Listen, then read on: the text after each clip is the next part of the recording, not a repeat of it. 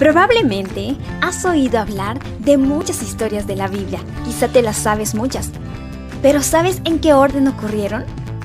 Pues bien, en este video vamos a caminar a través de una visión general del Antiguo Testamento. Comencemos.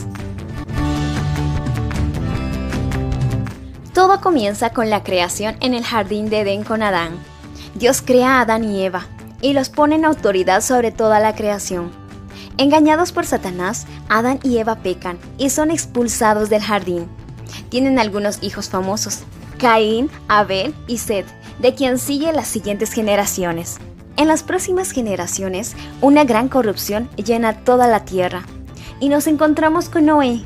Noé y su familia construyen un arca, y que junto con los animales, a bordo sobreviven a la gran inundación, que destruye todo lo demás.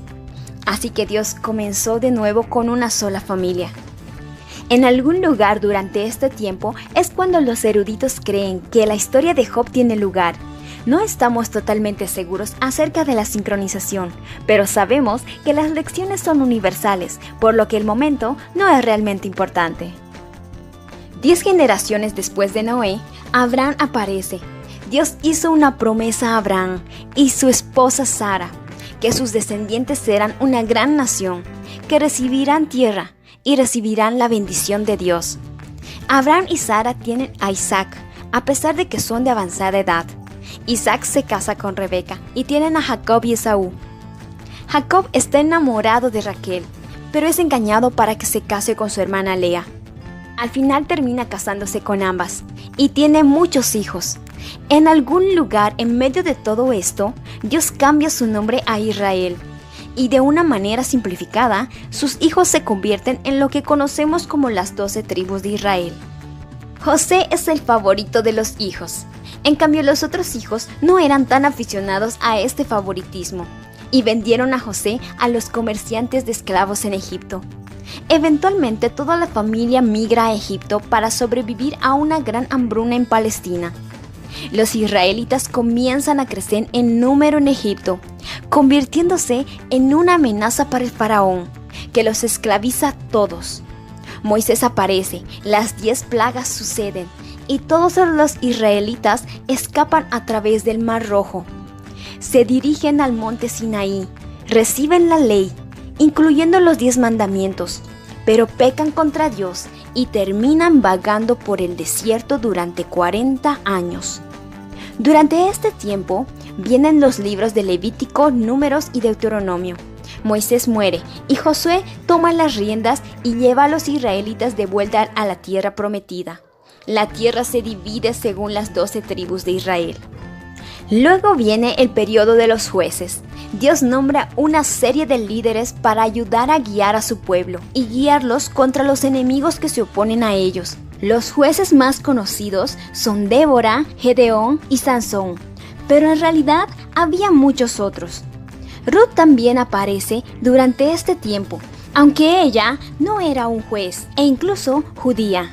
El pueblo de Israel, al ver que todas las otras naciones tienen un rey, suplican a Dios que les dé un rey para que puedan ser como todos los demás. Dios lo permite, y Saúl se convierte en el primer rey de Israel. Israel está complacido y Saúl los lleva bien hasta que vienen contra los filisteos y, por supuesto, Goliat. Entra David, el que mata a Goliat, y gana la guerra en nombre de Israel. David termina convirtiéndose en el próximo rey y escribió muchos de los salmos. David fue seguido por su hijo Salomón, quien escribió Proverbios, Eclesiastés y la canción de Salomón. Cuando Salomón muere, las cosas se complican. El reino se divide en 2. Para los próximos siglos hay 2 reinos que son parte de la historia. Reino del Norte, conocido como Israel, compuesto por 10 de las tribus originales, que es dirigido por Jeroboam, que fue uno de los comandantes de Salomón en el ejército. Luego está el Reino del Sur, conocido como Judá, compuesto por 2 de las tribus originales, que es dirigido por Roboam, quien fue el hijo de Salomón, por supuesto. Este es el periodo de tiempo en que comienzan los libros que conocemos cuando los profetas comienzan. Durante la era del reino dividido, tenemos Isaías, Miqueas, Habacuc, Sofonías y Nahum, que profetizan al reino del sur. Jonás, Oseas y Amós, que profetizan al reino del norte, Israel. Los profetas son enviados para guiar al pueblo de Dios y entregar sus mensajes a la gente. Dan un montón de advertencias prometiendo destrucción inminente a menos que la gente se arrepienta y siga a Dios. La gente no se arrepiente. En el año 722 a.C., Asiria conquistó el reino del norte de Israel y todos los alrededores, todo el camino hasta Egipto, dejando solo Judá. Exiliaron a todo el pueblo de Israel y los esparcieron por todo su reino, sustituyéndolos por exiliados de otras áreas de su reino de expansión. Las 10 tribus del norte fueron completamente borradas de la historia. El reino meridional de Judá puso una buena lucha y sobrevivió a los asirios, pero fracasó para sobrevivir plenamente a Dios. Los babilonios, bajo el rey Nabucodonosor, se levantaron y aniquilaron al imperio asirio, y a lo largo de unos 20 años conquistaron y deportaron a todos los judíos desde el reino del sur, de Judá hasta Babilonia. Los profetas Daniel, Ezequiel y Jeremías, quien escribió Lamentaciones, todos profetizaron alrededor de esta época. Durante unos 50 años, los judíos se quedaron en Babilonia bajo el exilio babilónico. Luego vino Persia. Los persas conquistaron a los babilonios y a toda su tierra. Y en el año 538 a.C., el rey Ciro hizo un decreto de que todos los judíos podrían volver a casa. En 3 oleadas lideradas por Zorobabel, Ezra y Nehemías, respectivamente, los judíos regresan a Israel y reconstruyeron Jerusalén y el templo. Ageo, Zacarías y probablemente Joel profetizan durante este tiempo. Sabemos que algunos de los judíos no regresaron a casa porque la historia de Esther tiene lugar en Persia, después de las 3 oleadas de exiliados que regresan. Lo último que conocemos de Israel en el Antiguo Testamento es de Malaquías, a unos 450 años antes de Cristo. Malaquías llama al pueblo de Dios a volver a la fidelidad del pacto y a esperar su venida. Durante los 450 años entre el Antiguo y el Nuevo Testamento, el poder cambia de manos varias veces.